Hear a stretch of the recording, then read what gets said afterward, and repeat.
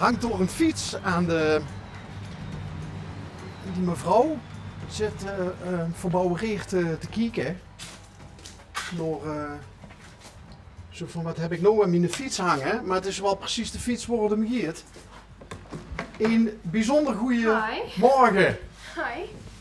Schrik voorzichtig. Ja. Ik ben krank dus jongens, dus... Kranktoes. Ja. Oh, moeten we op afstand Het is blijven? misschien wel zo slim om...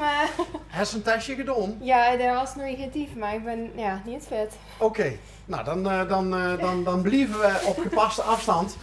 Ik ben Bas. Ja. En ik ben Christa. Christa. Ja. Hoi Christa. Hi. Die denkt natuurlijk van, wat heb ik nou aan mijn fiets hangen? Ja. Kent ze het programma Onderweg van L1? Nee. Nee? Oké. Dat zien toevallige ontmoetingen. We rijden door de ganse provincie met ons uitje. En als we ergens een trigger zien, dat we denken van wat hebben wij nou aan onze fiets hangen? Dan willen we natuurlijk van de hoed en de rand weten. Christa, Ja. waarom hangt er bij dik in de woonkamer een fiets aan de moor? Ja, dat is niet van mij, dat is van mijn vriend. Ik ben hier pas komen wonen, dus... en hij hield heel erg van fietsen, dus hij had als decoratie een fiets aan de moor gehangen. Ja, daar hangt nog... En boven stond er nog de andere fiets. Oh, dat is een fanatieke. Ja. Ja, dus... Nou, ik ken ook verhalen van mannen die bijvoorbeeld een klassieke, al dan niet, motorfiets in de woonkamer hebben staan. Ik ken verhalen van mannen die een bromfiets in de woonkamer hebben staan. Maar ik koos dat bij dicht door de beugel, dat er een fiets aan de moor kwam te hangen. Ja, die hing er al veel dichter was, hè, dus... Dick is pas sinds kort bij hem ingetrokken. Ja, een week. Dus, ja. Leuk! Ja. Hoe lang kent ze hem? Ik ken hem al wat langer, want we werken samen. Maar we zien dadelijk nu, vanaf de meivakantie vorig jaar zien we eigenlijk samen. Dus, Oké. ja. Wat doet je voor werk, als ik vragen mag? Ik geef les, ik ben docent Engels. Ja. En nu dus even toes? Ja, even toes, ja, met klachten, ja, inderdaad. Is het ingevuld bij die klas? Ja. Er is een Dus, vervanger? Ja. Oh, Maar ja, of ja, ze hebben in ieder geval opdrachten hoe ze ook gaan kunnen werken. Dus ze kunnen middelbare school kunnen ook vrij zelfstandig vergoeden, hè. Oké. Ja. Nou, maar die balen nou natuurlijk. Dat, Ja, dat zeker. er een vervanging geregeld is. Die soorten natuurlijk het liefst vrij. Ja. Maar wie heeft die een vriend trouwens? Kasper. Kasper Ja. en Christa. Klinkt leuk. Ja. Het bekt in ieder geval al goed. Kasper en Christa, is het Kasper met een C? Nee, met een K. Met een K. Je geeft dus ook les Ja. op dezelfde school. Ja. En wanneer Christa dan in de gaten dat ze elkaar leuk vindt? Goh. Ja, soms gaat dat vanzelf, hè. We moesten heel veel samenwerken, dus we hebben heel veel projecten samen gedaan. En op een gegeven moment is de vonk al overgeslagen. Geef hij ook Engels? Nee, hij geeft geschiedenis. Oké, en op welk gebied werk je dan vooral samen? Scholen hebben natuurlijk geen lessen, maar ook grotere gehelen. Dus formatief handelen gaat voor weer op school heel erg met werken. En dat Sorry, is formatief handelen? formatief handelen. Dat is veel punten met Scrabble. Formatief. Dus dat wil wat eigenlijk... betekent het? Ja, wat dat betekent is dat ze eigenlijk eens kijken met leerlingen moesten staan en moesten kunnen groeien en ontwikkelen. Zonder per se cijfers of een beoordeling of echt een toets te geven, maar echt kijken van hey, wat beheersen ze, wat nog niet, hoe is aandacht voor nodig.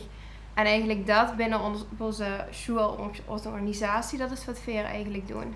Dat ze ook verbanden leren leggen en zo tussen dingen. Ja, dat is wat leerlingen moeten leren en dat het voor docenten dus is dat het niet altijd een toets is, maar dat ze soms met een simpele vraag of soms leerlingen door een hand op te laten steken eens controleren of ze de stof begrijpen of niet. Dus met simpele oefeningen, dus weer zetten dat uit, trainen onze collega's er ook in en zijn daar heel erg mee bezig. Dichttrends, collega's ook? Ja. Oké. Ja. Oh, dat lijkt me wel heel leuk. Ja, is heel erg leuk om te doen. Dus ja. daar is eigenlijk daar is 2 verschillende klasjes eigenlijk. Collega's en... Nee, ja, leerlingen. Collega's zijn geen klas. Dat is wel echt samen een team, dus dat is heel erg leuk. En dat is ook heel anders dan leerlingen lesgeven, maar dat is allebei heel erg leuk om te doen. Waarom Engels? Was dat vroeger al die sterkste vak bijvoorbeeld? Ik heb Engelse talen altijd heel erg leuk gevonden. En ik heb eerst leraar basisonderwijs gedaan en toen heb ik in Canada stage gelopen. En daar is de passie voor Engels weer teruggekomen. Waar in Canada? In Toronto. Dat is het Engelstalige gebied natuurlijk. Ja. Ik ben er wel eens geweest in Toronto. Grote stad. Ja. Leuke stad. Mhm. Het is wel, ik weet nog goed, ik liep, dat is al heel lang geleden hier, ik liep door een enorme platenzaak binnen in downtown Toronto. En het eerste wat ik zag was een enorme kartonnen André Rieu. Maar de Canadezen zien ook wel wat veel Europeeser dan bijvoorbeeld Amerikanen. Hè? Klopt. Hoe lang is ze door stage gelopen? Ik heb er 3 maanden stage gelopen. Nooit in zin gehad? Ja, heel erg naar mijn zin gehad. Ja, we hadden de boeteweek ook, dus heel veel immigratieachtergrond, wat ook heel erg leuk is. Wat weer heel anders is dan dat ze hier zit. Dus ja. En best wel ook sportief, want ik zie dat ze een sporthorloge is. Ja. Wat is die sport? Ik fiets ook en hardlopen. Dus voornamelijk hardlopen en fietsen. Ja, God, dus je hebt een aantal toch wel gedeelde passies. zeker. Ja. En hoe bevalt het eigenlijk voor de klas dan? Ja, goed. Dat is heel erg leuk om te doen. Ja, Nog altijd toch wel? dat is nog altijd heel erg leuk. Ja, ik zal de naam van de school natuurlijk niet mogen nemen. Jawel, dat Ja. mag. Ja, het Bernhard Lievegoed College in Maastricht. Dus we zijn de vrije school in Maastricht. En dat is wel heel erg leuk dat we hebben hier een speciale band met de leerlingen. Dus we staan niet heel hiërarchisch bij. Ik werd ook niet met mijn vrouw aangesproken. Ik werd ook met mijn vuurnaam aangesproken. Dus dat is fijn. En we hebben echt het contact met de leerlingen. Dus het lesgeven is heel erg leuk. De romslomp eromheen is soms gaat minder. Ja, waar hebben ze dat niet tegenwoordig, hè? Romslomp. Ja. En wat voor docent best ik? Het is natuurlijk vrije school, dus het individuele belang van de specifieke leerling staat voorop natuurlijk. Maar wist ik een bruggenbouwer, wist ik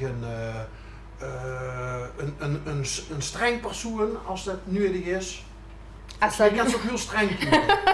Ja, als dat nodig is, ken ik dat zeker. Maar ik heb het geluk dat ik geef voornamelijk in de bovenbouwles. Dus voor examen en examenklassen. Dus dan hebben ze ook al jaren gehad. En dan is het vooral ook gewoon het samen er goed komen en er samen gaat van maken. Dus het is het contact en het gesprek met de leerling en hoe hebben ze nodig in. Want ze hebben een doel en dat doel willen we samen bereiken. Dus dat is hem vooral. Hoe leuk is het, of hoe minder leuk is het, om ze dan op een gegeven moment ook los te moeten loten? Dan komen ze een halte verder. Hè? Ja, dat is dubbel. Dus ieder jaar denk ze zo'n leuke groep en zoveel leuke leerlingen, dat gewoon ik niet meer hebben. En het jaar daarna hebben ze toch wel weer het geluk dat er dan weer heel veel komen. En het is leuk om te zien, zeker tegenwoordig met social media en dergelijke, dat ze heel makkelijk zijn kind volgen of zoiets, hoe ze terechtkomen. Of dat ze nog eens even gaat laten weten. Wie let ze begauw een leerling gestuurd van, ik zit nu 3e jaar van de opleiding en het gaat goed. En dankjewel ook voor dit en dit. Ik kom nu dit en dit tegen. Dat hebben ze me met de diploma-uitreiking dit persoonlijk metgegeven. Nu komt het van pas. Dus dat is wel heel leuk en fijn om te zien. Nou ja, leuk, onbetaalbaar bijna. Ja. Want dat is waar ze het verduis. Ja. Dus dat zijn de pareltjes en de leuke dingen. Nou heb ik onlangs ergens geleerd dat kinderen die uit het vrije onderwijs komen, dat die zich binnen het onderwijs heel erg op hun gemak hebben gevuld. Maar dat ze dan uiteindelijk in de maatschappij komen, die waar de situatie bij bedrijven bijvoorbeeld, werkgevers, waar eigenlijk weer veel minder rekening met hun achtergrond wordt gehouden. Zijn dat ook dingen die ze wel eens terughuurt?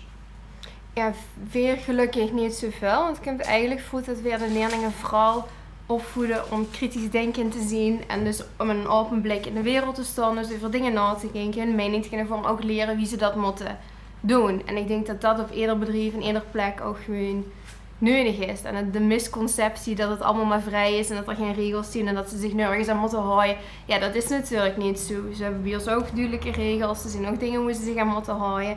Maar het is de onderwerpen die we weer behandelen, de manier waarop we lesgeven, wat maakt dat het anders is dan op een reguliere school. Misconceptie, ook weer veel punten met scrabbel. Ja. Hele goeie.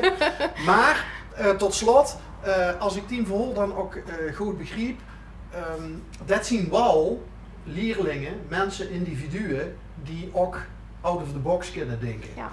En ik denk dat we die heel erg hard nodig hebben ook in onze maatschappij. Ja. We hebben heel veel creatieve leerlingen die in een andere stap zitten en ook leerlingen die er echt voor gaan. Ik weet nu, een oud leerling van ons, toen Unwags is een topmodel bij Hunke Muller en deed heel veel shoots en dingen.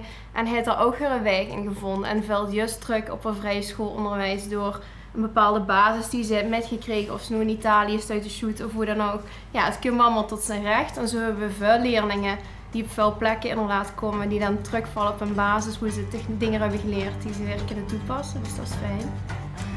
Ik vond het leuk dat ze even de deur openmaakten, dat ze vertellen ze over de fiets.